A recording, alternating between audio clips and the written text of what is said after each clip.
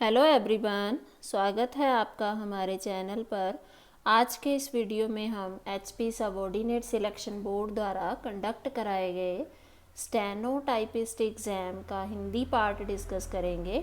जो भी student HP police constable या फिर अनदर एग्ज़ाम्स जिसमें हिंदी पार्ट से क्वेश्चन पूछे जाते हैं उनकी प्रेपरेशन कर रहे हैं, उनके लिए ये वीडियो हेल्पफुल होगा ये समझने के लिए कि हिंदी के कौन कौन से टॉपिक्स या कौन कौन से चैप्टर्स से क्वेश्चन जो हैं वो उठाए जाते हैं, ताकि उनको अपनी प्रेपरेशन करने में थोड़ी गाइडेंस मिले, थोड़ी हेल्प मिले और थोड़ी अवेयरनेस मिले।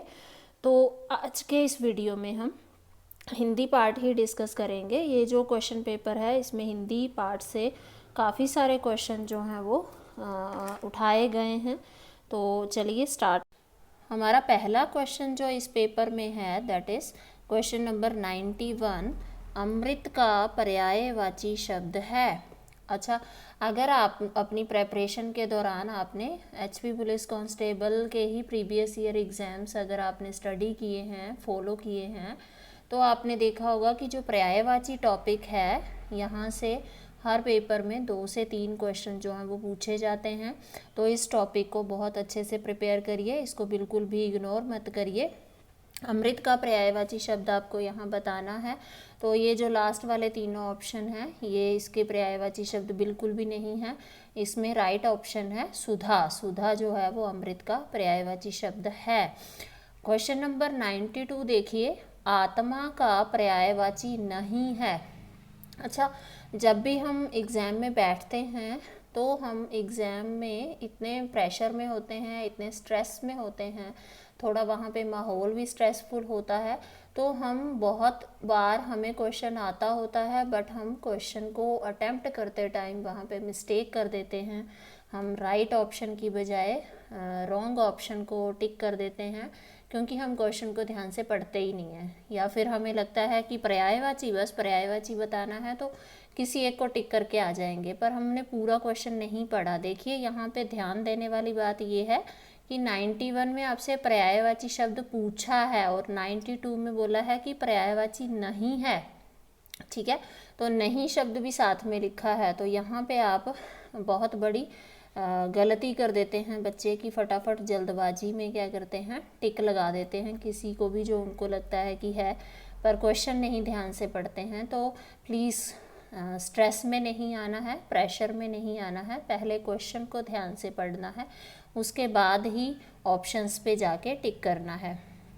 चलिए, आत्मा शब्द जो है इसके बहुत सारे पर्यायवाची होते हैं हमारे पास, जैसे जीव है, प्राण है, चैतन्य है, रूह, अंतःकरण, जीवात्मा, ये सारे आत्मा के ही पर्यायवाची शब्द हैं।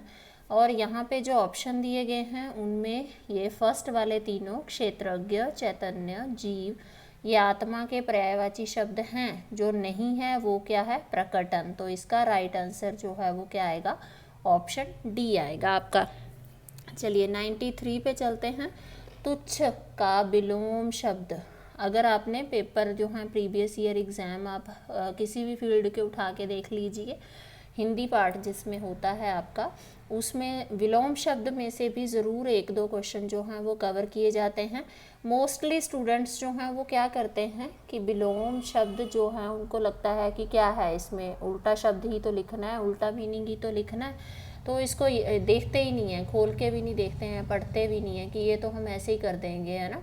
पर आप अगर अपने एग्ज़ाम उठा के देखो पुराने, तो आप देखोगे कि कोई सिंपल शब्द वो नहीं उठाते हैं। एग्ज़ाम सेट करते हैं जो, वो ऐसे जैसे काले का सफ़ेद या छोटे का बड़ा, मोटे का पतला, ऐसे शब्द नहीं उठाते हैं।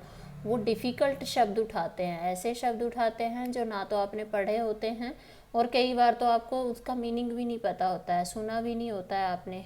तो मैं आपको यही सजेस्ट करूँगी कि आप ज़रूर एक बार ऐसे शब्दों को मतलब ये चैप्टर आप जो भी हिंदी ग्रामर की बुक आप पढ़ रहे हो, वहाँ पे विलोम शब्द वाले चैप्टर में से जो डिफ़िकल्ट शब्द हैं या जो आपने कभी पढ़े सुने नहीं हैं, उन शब्दों को ज़रूर अच्छे से प्रिपेयर कर लीजिए।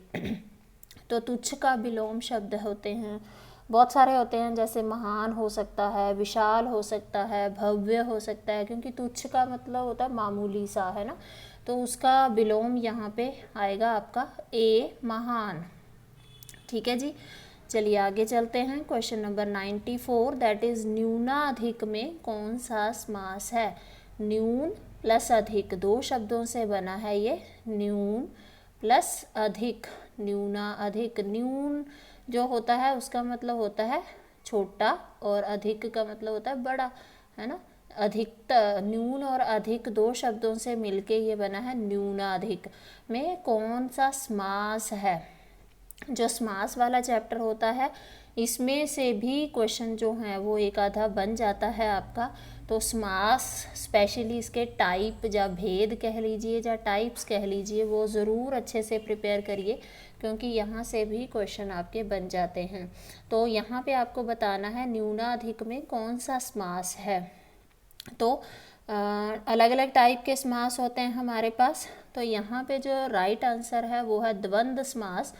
जो द्वंद्व समास होता है इसमें स्पेशल क्या होता है कि इसमें फर्स्ट और सेकंड पद दोनों ही जो हैं वो अपनी जगह प्रधान होते हैं, इम्पोर्टेंट होते हैं। इनमें या, अधिक या मतलब और जैसे शब्दों का लोप हो जाता है। मतलब ये दोनों ही अपनी जगह इम्पोर्टेंस रखते हैं। ऐसा नहीं कि या तो अधिक या तो न्यून, ऐसा नहीं होता है। दोनों ही आएंगे, न्यून और अधिक दोनों ही शब्द जो हैं वो प्रधान होते हैं। तो इसलिए इस वजह से यहाँ पे द्वंद्व समास जो है वो इसमें लग रहा है। चलिए अगले क्वेश्चन की ओर चलते हैं। क्वेश्चन नंबर 95 जो है वो है लड़का की भाववाचक संज्ञा है।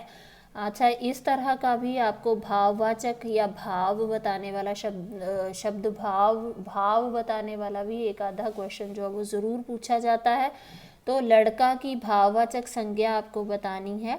तो यहाँ पे राइट ऑप्शन आएगा लड़कपन। लड़के से हमें लड़कपन का पता लगता है, तो ये इसका भाव है। ठीक है जी, चलिए नेक्स्ट क्वेश्चन है मक्खी का तत्सम है। तो हिंदी ग्रामर जब आप करते हैं तो उसके स्टार्टिंग में जो इंट्रोडक्शन चैप्टर्स होते हैं उसमें आपने ये चैप्टर भी ज़रूर देखा होगा, तत्सम और तद्भव। तत्सम तो लिखा है, एक होते हैं तद्भव शब्द, है ना, दो तरह के होते हैं ये। तो यहाँ पे तत्सम पूछा है, तो तत्सम शब्द कौन से होते हैं कि ये तत्सम जो होता है वो संस्कृत भाषा के दो शब्दों तत् प्लस सम, है ना। तत् मतलब उसका या उसको, ठीक है, और सम मतलब उसको या उसके, है ना, और सम मतलब समान, ठीक है। तो मतलब क्या है कि जो शब्द जो हैं संस्कृत से बिना किसी परिवर्तन के उठाए जाते हैं। मतलब कि संस्कृत भाषा में पहले जो शब्द यूज़ होते थे उनको एज इट इज़ ही हम आगे यूज़ कर रहे हैं, उनको ऐसे ही लिख रहे हैं, तो वो तत्सम शब्द होते हैं। लेकिन कुछ शब्दों को हमने चेंज कर दिया हुआ है, उसमें थोड़ा सा परिवर्तन लाया गया है ना, तो वो बन जाते हैं फिर तद्भव शब्द। ठीक है, तो यहाँ पे आपको ये बताना है कि मक्खी का तत्सम है, यानी कि मक्खी शब्द जो है वो आजकल हम यूज़ करते हैं, पर तत्सम संस्कृत भाषा में या तत्सम शब्द जो है मतलब संस्कृत में उसको हम पहले कैसे लिखते थे या कैसे बोलते थे वो आपको यहाँ बताना है। तो इसका राइट आंसर जो है वो आएगा आपका ऑप्शन डी, दैट इज़ मक्षिका। मतलब मक्खी जो है उसको तत्सम शब्द जो है वो मक्षिका है, यानी कि आप ये कह लो कि संस्कृत भाषा में उसको मक्षिका कहते हैं, है ना। या फिर मक्षिका मतलब पुराने टाइम पे मक्षिका शब्द ही मक्खी के लिए यूज़ किया जाता था, जिसको थोड़ा सा चेंज करके परिवर्तन करके अब मक्खी बना दिया गया है। इस तरह के क्वेश्चन भी एक आधा आपसे पूछा जा सकता है। चलिए नेक्स्ट क्वेश्चन की ओर चलते हैं। हमारा नेक्स्ट क्वेश्चन है कृदंत का संधि विच्छेद है। अच्छा, संधि विच्छेद वाला जो पार्ट है यहाँ से भी कम से कम 2 क्वेश्चन आपको हर पेपर में मिल जाएंगे, तो इसको भी आपने बहुत अच्छे से प्रिपेयर करना है। ठीक है जी, कृदंत जो है वो संधि विच्छेद आपको इसका यहाँ बताना है। तो यहाँ पे इसका राइट आंसर जो है वो ये आएगा ऑप्शन डी, कृत प्लस अंत। जब भी हलंत त जो है ये प्लस अ जुड़ते हैं तो हमारे पास रिजल्ट बनता है द। तो यहाँ पे कृदंत जो है वो कृत प्लस अंत दो शब्दों को जोड़ के बना हुआ है। अगला जो क्वेश्चन है दैट इज समुद्र की आग के लिए एक शब्द है। ये होते हैं कि बहुत शब्दों के लिए एक शब्द यूज़ करना है। ये भी हिंदी में एक चैप्टर आपको मिल जाएगा, इसको भी पढ़ सकते हैं आप, क्योंकि एग्ज़ाम सेटर के ऊपर डिपेंड करता है कि हिंदी ग्रामर में से डालना है तो वो कहीं से भी कुछ भी डालते हैं। बट हाँ, ये ज़रूर है कि कुछ चैप्टर्स ऐसे हैं जिसमें से डेफिनेटली 2 से 3 क्वेश्चन हर पेपर में पूछे जाते हैं, पर कुछ चैप्टर्स ऐसे हैं जहाँ से कुछ भी नहीं पूछा जाता और कुछ ऐसे हैं कि कभी कभार पूछ लेते हैं। तो समुद्र की आग के लिए जो शब्द यूज़ किया जाता है वो होता है आपका ऑप्शन डी, बड़बानल। बड़बानल मतलब कि वह आग जो समुद्र के अंदर जलती हुई मानी जाती है।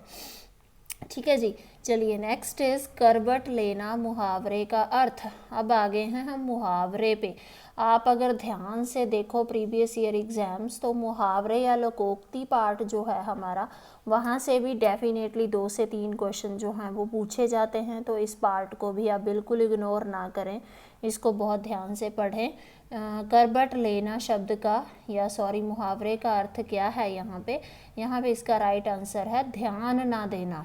ठीक है, करवट लेना का मतलब है ध्यान ना देना। ठीक है जी, चलिए नेक्स्ट 100th क्वेश्चन है हमारा, विधवा का पुल्लिंग। विधवा शब्द जो है वो एक स्त्रीलिंग है, लेडीज़ के लिए यूज़ किया जाता है। तो विधवा शब्द का पुल्लिंग जो है, मतलब पुल्लिंग शब्द इसका बताना है तो वो होता है आपका विधुर शब्द जो है वो विधवा का पुल्लिंग होता है। ठीक है जी, तो इस पेपर में 2 जगह हिंदी के क्वेश्चन कवर किए गए हैं। एक जगह जो हमारे पास कम से कम 10 क्वेश्चन थे, ये 10-11 क्वेश्चन थे, वो हमने कवर कर लिए हैं। अब दूसरे क्वेश्चन जो हैं वो थोड़ा सा पीछे दिए गए हैं। तो ये पहुंच गए हम इस पेपर में लगभग 18-19 क्वेश्चन जो वो हिंदी पार्ट से कवर हुए हैं। तो आप जो हैं इससे थोड़ा आइडिया लगा सकते हैं, आपको अवेयरनेस हो सकती है, गाइडेंस मिल सकती है कि किस किस चैप्टर को आपको अच्छे से प्रिपेयर करना है। चलिए क्वेश्चन नंबर 164 है हमारे पास, 163 है हमारे पास, दैट इज़ प्राण सूख जाना मुहावरा। अगेन मुहावरा है, देखिए। तो मुहावरे और लोकोक्ति पार्ट जैसा कि मैंने बोला पहले ही, इसमें से भी हर पेपर में 2 से 3 क्वेश्चन कवर होते हैं, तो इसको भी इग्नोर मत करिएगा। प्राण सूख जाना मुहावरे का अर्थ बताइए। फर्स्ट है जान बचाना, सेकंड है साहस तोड़ना, थर्ड है जान को जोखिम में डालना, और लास्ट है अत्यंत भयभीत हो जाना। प्राण सूख जाना मतलब बिल्कुल गला सूख जाना जैसे, है ना। तो वो कब होता है? जब हम बहुत डर जाते हैं। तो ये आ जाएगा आपका अत्यंत भयभीत हो जाना। ठीक है जी, तो चलिए नेक्स्ट क्वेश्चन की ओर चलते हैं। कम खर्च करने वाला के लिए एक शब्द। अब इस पार्ट से देखिए ये दूसरा क्वेश्चन है, अनेक शब्दों के लिए एक शब्द जो आपको यूज़ करना है। कम खर्च करने वाला, जो बहुत कम खर्चा करता है, उसको क्या कहेंगे हम? तो ये आ जाएगा आपका मितव्ययी। मितव्ययी मतलब बहुत कम खर्च करता है जो। ठीक है जी, चलिए नेक्स्ट है आपका माटी का विलोम।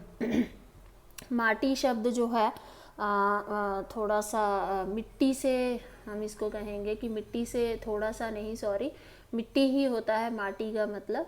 तो माटी का मतलब होता है मिट्टी, तो मिट्टी का विलोम आपको बताना है। तो यहाँ पे दिए गए शब्दों में से इसका विलोम बनेगा आपका कंचन। कंचन जो शब्द है इसका मतलब होता है सोना या कह लो स्वर्ण, है ना। तो एक तरफ मिट्टी है और एक तरफ सोना है, तो यही इन दोनों का विलोम शब्द है। तो विलोम में से देखिए ये दूसरा क्वेश्चन आया है। मैंने पहले ही बोला है कि जिस तरह से हम सोचते हैं कि बड़े से सिंपल से विलोम शब्द होते हैं, हमें आते होते हैं सारे, हम लगा देते हैं, पर जो एग्ज़ाम वाले डालते हैं, जो एग्ज़ामिनर डालता है हमें, जो एग्ज़ाम सेटर डालता है, वो ऐसे क्वेश्चन उठा के सेट करते हैं कि हमने वो देखे सुने भी नहीं होते हैं। तो इसीलिए बार बार मैं कह रही हूँ कि ध्यान से विलोम शब्दों को भी अच्छे से पढ़िए, स्पेशली उन शब्दों को ज़रूर पढ़िए जो पहले कभी पढ़े नहीं हैं आपने। ठीक है, चलिए आगे है हथौड़ा शब्द का पर्यायवाची नहीं है। देखिए अगेन पर्यायवाची से आया हुआ है ये, तो हथौड़ा शब्द जो है उसका पर्यायवाची कौन सा नहीं है। जो हथौड़ा शब्द है इसके बहुत सारे पर्यायवाची होते हैं, जैसे हैमर होता है, हथियार होता है, हदस होता है, ये अयोग्र, अयोग, अयोघन, ये सारे ही इसके पर्यायवाची हैं। जो नहीं है वो है अनस, डी जो है इसका राइट आंसर है। अगला क्वेश्चन जो है मगरमच्छ का पर्यायवाची है, यहाँ पे मगरमच्छ का पर्यायवाची बताना है कि कौन सा है। जो मगरमच्छ है उसके बहुत सारे पर्यायवाची होते हैं, जैसे मगरमच्छ को हम मगर भी कह देते हैं, मकर भी कह देते हैं, घड़ियाल भी कह देते हैं, ग्राह भी कह देते हैं, झझराज भी कह देते हैं, है ना। और इसमें अगर हम यहाँ आए तो हमारे पास ऑप्शन ए गिलग्राह जो है वो इसका पर्यायवाची शब्द है। चलिए अगले क्वेश्चन पे चलते हैं। 168 दैट इज भयभीत में कौन सा समास है। अगेन समास से हो रहा है ये कवर, समास से ये दूसरा क्वेश्चन आ रहा है इस पेपर में, तो समास वाले चैप्टर को भी बिल्कुल इग्नोर मत करिए। और यहाँ से अगर क्वेश्चन आता है तो इसकी टाइप्स में से ही आता है, तो इसकी जो 5-6 टाइप्स होती हैं बहुत अच्छे से आप उसको पढ़ लीजिएगा। भयभीत मतलब भय से भीत, है ना। तो यहाँ पे जो हमारे पास समास लगता है वो होता है तत्पुरुष, ठीक है। ऑप्शन बी इसका राइट ऑप्शन है। क्वेश्चन नंबर 169 इज भील का स्त्रीलिंग। आपको भील शब्द का स्त्रीलिंग बताना है। पहले आपको विधवा का पुल्लिंग बताना था, अब आपको भील का स्त्रीलिंग बताना है। तो ये आ जाएगा आपका भीलनी। Option D is the right answer. चलिए लास्ट क्वेश्चन है ये इस पेपर का भी और हिंदी का भी। 170 दैट इज स्वेच्छा का संधि विच्छेद। देखिए संधि विच्छेद से भी ये दूसरा क्वेश्चन है, तो इसमें आपको स्वेच्छा का संधि विच्छेद बताना है। तो इसका राइट आंसर है ऑप्शन ए दैट इज स्व प्लस इच्छा। ये व प्लस ई, छोटी ई जो है ये जब मिलते हैं तो ये एक ही मात्रा के रूप में कन्वर्ट हो जाते हैं, तो ये बन जाता है स्वेच्छा। ठीक है जी। तो आज के इस वीडियो में इतना ही। इसी तरह के और वीडियोस देखने के लिए लाइक करें, शेयर करें, सब्सक्राइब करें हमारे चैनल को। Thank you.